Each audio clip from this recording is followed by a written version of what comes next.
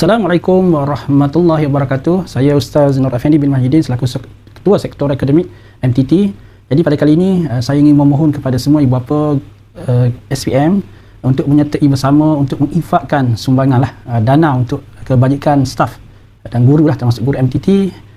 Seperti kita maklum, kita berada di penghujung tahun.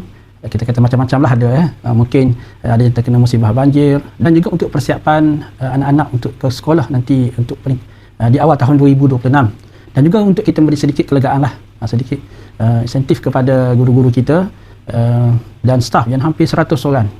Jadi insya-Allah segala sumbangan kita ni insya-Allah Allah akan ganti balik dalam bentuk yang mungkin rezeki yang kita tidak sangka insya-Allah. Dan sebarang sumbangan boleh postkan, boleh menggunakan QR code dan juga akaun bank yang tertera di sebelah saya ni, tepi ni. Kemudian boleh postkan resit bank itu kepada Cikgu Syamuddin Cikgu Syamuddin, nombor telefon dia dan WhatsApp dia.